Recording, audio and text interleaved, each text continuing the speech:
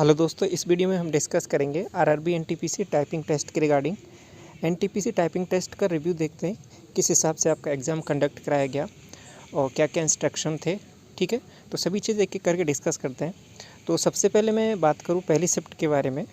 तो पहली शिफ्ट का जो एग्ज़ाम हुआ था उसमें क्या प्रॉब्लम आई थी, उसकी वजह से उसका एग्ज़ाम कैंसिल करना पड़ा।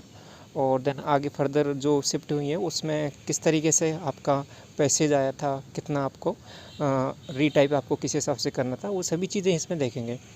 तो सबसे पहले जो पहली शिफ्ट हुआ था उसका पैसेज था, बहुत आसान पैसेज बता रहे थे स्टूडेंट। तो पैसेज एक था, एक लीडरशिप से रिलेटेड पैसेज था। लीडरशिप करके कुछ था, सिंपल सिंपल टर्म थी उसमें, ज़्यादा कुछ डिफ़िकल्ट टर्म नहीं थी उसमें। और ज़्यादा जो स्पेशल कैरेक्टर होते हैं आपके पास, @ हो गया, ठीक है, और बाकी के जो नंबर्स हो गए, ये सभी चीज़ें उसमें मेंशन नहीं थी। सिंपल जो आपका ABCD से रिलेटेड, यानी अल्फ़ाबेट जो होते हैं आपके, उनसे रिलेटेड ही आपका जो टर्म होते हैं वही था सब कुछ, जो सिंपल जो वर्ड होते हैं आपके। हाँ, ये हो सकता है वर्ड कुछ बड़े थे, जैसे कि लीडरशिप हो गया, ये इसके ऊपर पैराग्राफ था, तो ये वर्ड था, बड़ा था, लेकिन आसान पैसेज था। और ज़्यादा उसमें आपके पास सेमी कॉलन हो गया, इस टाइप से कुछ ज़्यादा चीज़ें नहीं थी। कॉमा और फुल स्टॉप आपका सिंपल यूज था।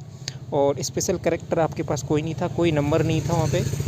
और 10 मिनट का आपके पास टाइमिंग था, जैसा इंस्ट्रक्शन था उस हिसाब से था। और एक चीज़ बस उसमें थोड़ा सा फर्स्ट शिफ्ट में जो चेंजेस था, वो इन्होंने 30 सेकंड का यहाँ पे बोला था कि आपको बीच में टाइम दिया जाएगा, लेकिन यहाँ पे फर्स्ट शिफ्ट में आपको 1 मिनट का टाइम मिला था। ठीक है, पहला आपका मॉक टेस्ट था, एक मॉक, उसके बाद में 1 मिनट का, और 1 मिनट का ही उसमें आपको टाइम दिया था इन्होंने, और उसके बाद 10 मिनट में आपको एक्चुअल टाइपिंग करना था। प्रॉब्लम ये हुई थी उसमें कि जब आपका टाइपिंग टेस्ट स्टार्ट हो गया था, जो एक्चुअल टाइमिंग था, जो 10 मिनट वाला, उसमें क्या हुआ कि इसका इंस्ट्रक्शन ये था कि इनको जो जितने भी हैं, जैसे कि 300 वर्ड हैं, उसको टाइप करने के बाद यदि कोई एस्पिरेंट जल्दी टाइप कर लेता है, स्पीड जिसकी अच्छी है, तो उसको दोबारा अगेन टाइप कर सकता है, मतलब दोबारा उसको टाइप कर सकता है स्टार्टिंग से। ये था, नियम था, इन्होंने स्पेशल मेंशन किया था इंस्ट्रक्शन में। लेकिन प्रॉब्लम ये आ रही थी कि जैसे ही स्टूडेंट ने यहाँ पे टाइप कर लिया था, अप्रॉक्स उनके पास अब टाइम बचा हुआ है, किसी के पास 4 मिनट बचा हुआ है, किसी के पास 3 मिनट बचा हुआ है, ठीक है, और किसी के पास 2 मिनट।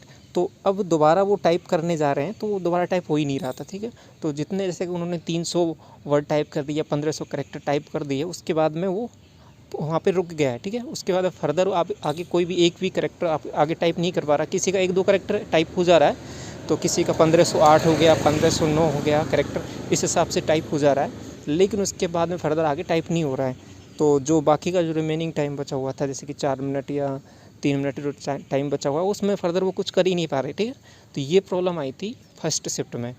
तो इसके बाद में एक्शन ये लिया गया कि सभी एस्पिरेंट ने आगे आरआरबी से कंसर्न आरआरबी से बात की, जो वहाँ पे अथॉरिटी थी। देन उसके बाद में इसको देखा गया कि सर्वर की प्रॉब्लम की वजह से ये इशू आया है, तो ये एग्ज़ाम दोबारा कंडक्ट कराया जाएगा। तो इसलिए फ़र्स्ट शिफ्ट वालों का जो एग्ज़ाम है वो आपके पास यहाँ पे कैंसिल कर दिया गया है, और वो आगे दोबारा फर्दर एक नई डेट आएगी, देन उसके बाद में एडमिट कार्ड आएंगे, फर्दर आगे कंडक्ट कराया जाएगा। बाकी की जो शिफ्ट हुई हैं उनका एज इट इज़ चला है, उनमें कोई प्रॉब्लम नहीं आई है। तो ये चीज़ तो आपको समझ में आ गई कि क्यों आपका एग्ज़ाम फर्स्ट शिफ्ट का है वो कैंसिल हुआ था। और दूसरी बात जो रही है कि पैसेज किस हिसाब से था, पैसेज आपका बहुत ही इजी वाला पैसेज आ रहा है, ज़्यादा टफ पैसेज नहीं आ रहा है। जो बाकी हैं, हाईलाइट कोई आपका है नहीं वहाँ पे, ठीक है, हाईलाइट तो है नहीं, तो जो वर्ड है वो आपको जिस हिसाब से दिख रहा है वही आपका टाइप करना है उस हिसाब से। और फ़ॉन्ट साइज़ भी काफ़ी है, मतलब इजीली विजिबल है, ऐसा नहीं कि फ़ॉन्ट साइज़ बहुत छोटा है या बहुत ज़्यादा बड़ा है। ठीक है, नॉर्मल जो फ़ॉन्ट साइज़ होता है वही आपका फ़ॉन्ट साइज़ था, तो उसमें कोई प्रॉब्लम हो नहीं रही है। और उसमें बस यही है, तो नई चीज़ कुछ था वैसे था नहीं जो उन्होंने पहले बोला था। तो बस फर्स्ट शिफ्ट वालों के साथ थोड़ा सा इसमें गड़बड़ हुई थी कि वो रीटाइप नहीं कर पा रहे थे, जो उनका एक्चुअल टाइम बच रहा था 3 से 4 मिनट, वो वैसे ही चला गया।